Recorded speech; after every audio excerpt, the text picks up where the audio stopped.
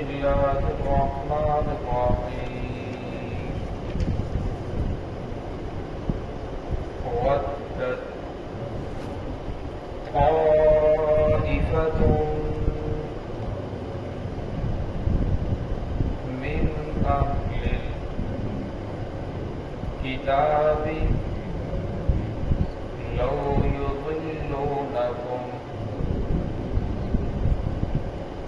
وما يضلون إلا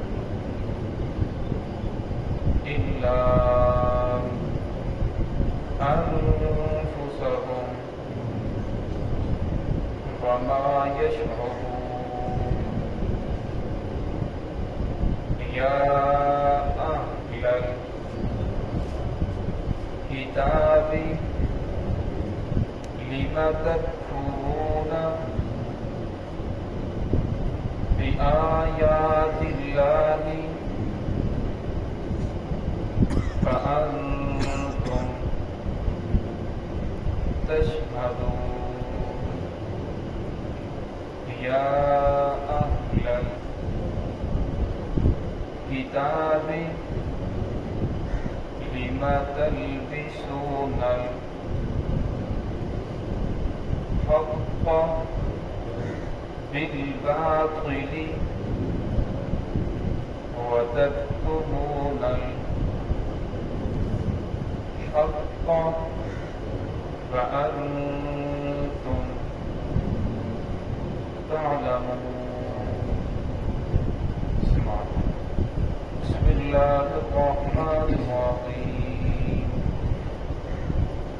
ودت طائفة من أهل الكتاب لو يضلونكم وما يضلون إلا أنفسهم وما يشعرون يا أهل الكتاب لم تكفرون بآيات الله وأنتم تشهدون يا أهل الكتاب لم تلبسون الحق بالباطل وتكتمون الحق وأنتم تعلمون. ودت طائفة من أهل الكتاب پسند کرتا ہے اہل کتاب میں سے ایک گروہ لو یضلونکم یہ کہ وہ تمہیں گمراہ کر دے وما یضلون نہیں وہ گمراہ کر سکتے الا انفسهم مگر اپنے ہی نفسوں کو وما یشعرون اور وہ سمجھتے نہیں ہیں.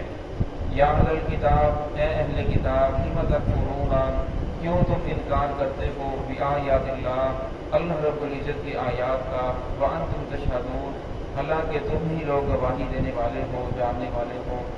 یا اہل الکتاب اے اہل کتاب لم تلبسون الحق بالباطل کیوں حق کو باطل کے ساتھ خلط ملط کرتے ہو وتکتمون الحق اور حق کو چھپاتے ہو وانتم تعلمون حالانکہ تم جاننے والے ہو.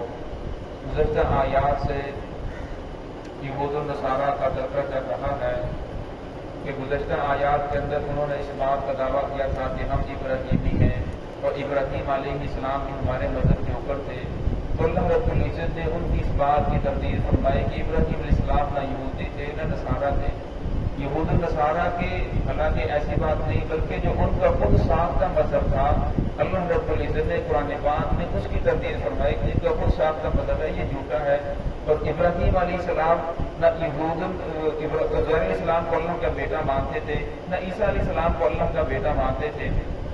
تو اللہ رب نے یہاں فرمایا کہ جو اہل کتاب ہیں یہودیوں کا ایک گروہ ہے جو پڑھا لکھا ہے وہ مسلمانوں کو گمراہ کرنا چاہتا ہے مسلمانوں کو دین سے پھیرنا چاہتا ہے تاکہ ان کے پاس بھی وہ دین کی روح باقی نہ رہے جس طرح ہمارے پاس دین ختم ہو چکا ہے.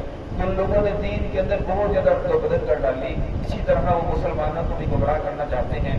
ورنہ وما یضلون الا انفسهم نہیں وہ گمراہ کر سکتے ایمان والوں کو الا انفسهم مگر اپنے ہی نفسوں کو گمراہ کر رہے ہیں اپنے ہی اوپر جو ہے وبال بہت زیادہ بڑھا رہی ہے. وما یشعرون یہ بھی وہ سمجھ نہیں ہے. صحابہ اکرام کا ایمان ایسا مضبوط تھا اور عورتوں کا ایمان بہت زیادہ مضبوط تھا.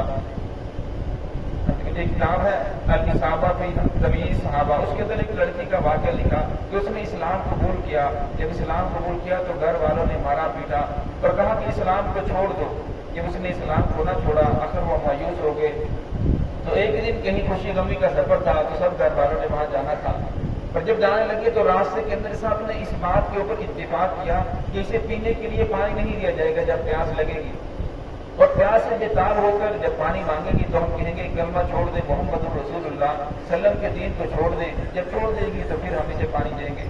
تو وہ پانی سے پیاس سے تڑپتی رہی تو ان لوگوں نے پانی نہ دیا. جب وہ بے ہوش ہو کر گری تو ان لوگوں نے اس کے منہ کے اندر شہد ڈالا. شہد گرم ہوتا ہے، فرمایا اس کی وجہ سے اور زیادہ پیاس لگے گی تو پانی مانگے گی، لیکن اس کو تڑپتی رہی. اب وہ یقین ہو گیا کہ اب یہ مرنے کے قریب ہے. تو اللہ رب العزت نے آسمان سے پانی کا ڈول اتارا. ان لوگوں نے اپنی آنکھوں کے سامنے دیکھا ڈول ہے، 7 رسی ہے. اس لڑکی کے قریب آیا تو اس نے پانی پیا تو بہت سارے لوگوں نے کلمہ پڑھ کر مسلمان ہو گئے. لیکن جو لوگ ضدی تھے وہ ضد کی وجہ سے پھر بھی ان لوگوں نے اسلام کو قبول نہ کیا بلکہ اپنی ضد کے اوپر ہٹ ڈٹ کے اوپر کھڑے رہے. تو اللہ رب نے فرمایا کہ تم ایمان والوں کو گمراہ نہیں کر سکتے. جس آدمی کو حقیقی محمد رسول اللہ صلی اللہ علیہ وسلم کی حقیقی محبت نصیب ہو جائے اسے کوئی گمراہ نہیں کر سکتا. ہاں جس آدمی کو حقیقی ایمان ہی نصیب نہ ہو تو پھر وہ بھٹکتا رہتا ہے، کبھی اس طرف کبھی اس طرف. حضرت سمیہ رضی اللہ تعالیٰ کے بارے میں آتا ہے، 2 روایات ہیں.